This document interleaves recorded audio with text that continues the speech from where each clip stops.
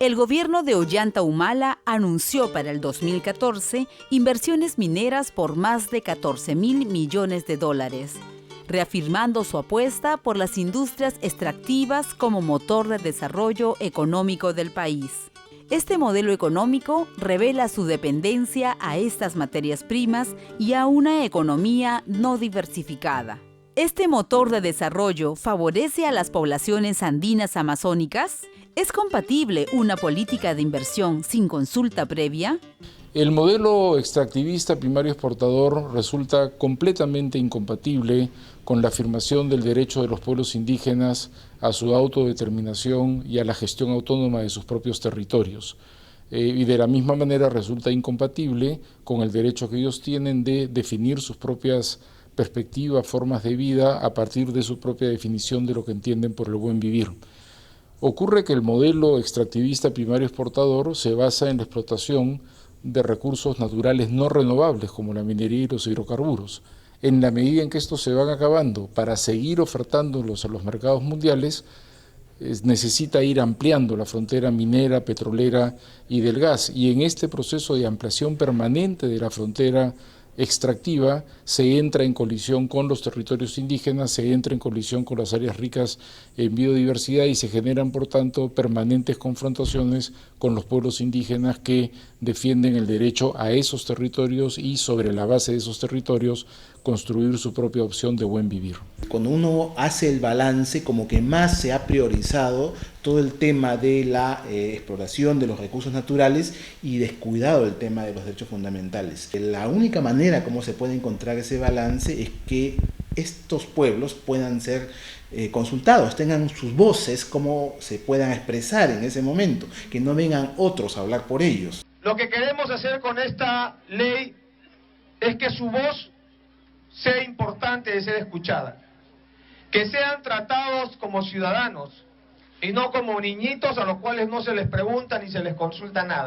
2 años después de su aprobación, el gobierno declaró que solo podrían acoger a la consulta previa las comunidades indígenas amazónicas, excluyendo a los indígenas de la zona andina, porque según el Ejecutivo, ahí no hay indígenas, sino campesinos. Donde han habido algunos problemas es en definir qué comunidades son nativas y cuáles no. Porque aquí, con tanta informalidad, todo el mundo quiere ser consultado porque eso les puede dar cierto poder de negociación. En la sierra, la mayor parte son comunidades agrarias, producto de la reforma agraria, etcétera. Más que todo, comunidades nativas se dan en las zonas de selva, con estas poblaciones que muchas veces o antiguamente se llamaban no contactados. Sostener, como lo ha hecho el presidente Ollanta Humala, que en el mundo andino ya no existen indígenas, sino solamente campesinos, es una barbaridad desde un punto de vista histórico, sociológico, antropológico. Pero hay que entender que lo que el presidente Humala hizo fue una afirmación no académica, sino más bien política. Me queda claro que su intención era sostener que no bastaba con exonerar a 14 grandes proyectos mineros de la ley de consulta, sino que se trataba en general de plantear que en la zona andina no debiera haber ninguna consulta en torno a ningún proyecto de inversión. Esto lo que expresa naturalmente es el enorme poder del lobby minero y la manera como influye en las decisiones de alta política que se toman en el gobierno del presidente Humala. En agosto del 2012, el gobierno anunció que el primer proceso de consulta previa se realizaría en el lote 192 operado por la compañía Pluspetrol, en la región Loreto, cuyo contrato de operaciones vence el 2015. Actualmente, el proceso está estancado. El proceso de consulta previa ni siquiera se ha iniciado, ni siquiera está en su etapa preparatoria, ¿no? Hay un acta que señala el acuerdo para hacer el proceso de consulta previa, pero en este caso el proceso se inicia cuando el Ministerio, en este caso el Ministerio de Energía y Minas, tiene que comunicar al Viceministerio de Interculturalidad y señalar que va a iniciar el proceso y requiere que le demos información y asistencia técnica, ¿no? Entonces inicia una serie de pasos, pero hasta ahora no hemos sido todavía notificados por el MINEN de que el proceso se está iniciando.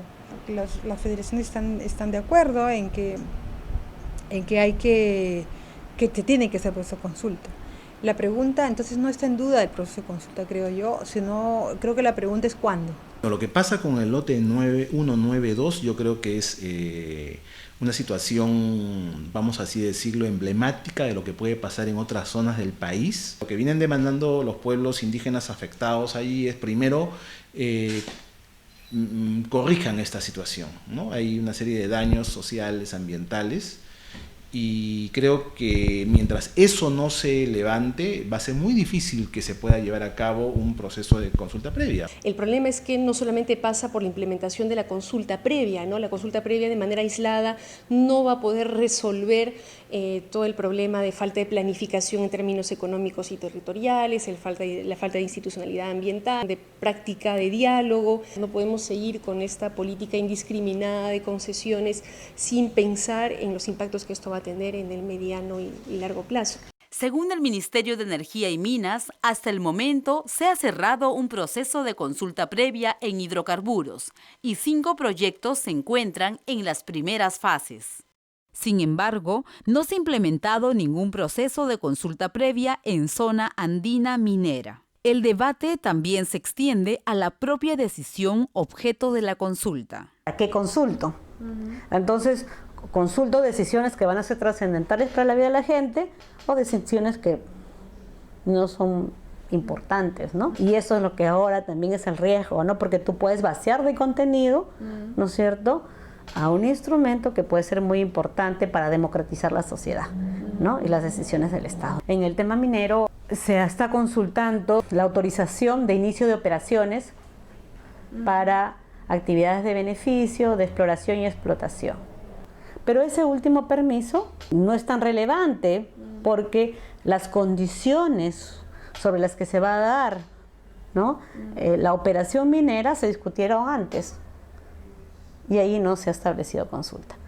En el caso de la actividad petrolera se consulta al momento de aprobarse el decreto que contiene el contrato. Hay una serie de actos administrativos anteriores que ya suponen una afectación y que deberán ser consultados. La simple decisión del Ministerio de Perú Petro de sacar a licitación un lote, yo creo que debía ser consultado. Lo único que le interesa es controlar el proceso, no sacar de eso un resultado que sirva para armonizar una política que avance los intereses del Estado, pero al mismo tiempo respete los derechos de los pueblos indígenas. Según el propio Tribunal Constitucional, el convenio 169 entró en vigencia y es exigible el 2 de febrero del año 1995. El Tribunal Constitucional lo ha dicho y el Tribunal Constitucional es el máximo órgano de interpretación y de protección de los derechos. Y lo que diga el tribunal es obligatorio. Lo digo yo, ¿no? Lo dice el artículo 82 del Código Procesal Constitucional, Ley 28237. En consecuencia, la tesis del gobierno de que la consulta solo es obligatoria desde el 7 de septiembre del 2011 no es cierta. Falta a la verdad. ¿Por qué ellos sostienen eso? Muy sencillo. El 80% de la Amazonía ya está concesionada. Si la tesis de ellos fuera cierta, el 80% no podríamos tocarla. ¿Qué habría que consultar? Lo que queda, la chauchilla. Esa tesis es tramposa, pero además es muy bien, digamos, tiene un objetivo muy claro, y es blindar, sacar, digamos, reducir el universo de decisiones que pueden ser consultadas. Se están queriendo convertir en la consulta previa en un procedimiento burocrático. Esa concepción va a llevar a fracaso al proceso. Y entonces lo que van a terminar haciendo es batallas en los pueblos como Bagua, y vamos a terminar enfrentándonos entre peruanos y peruanas.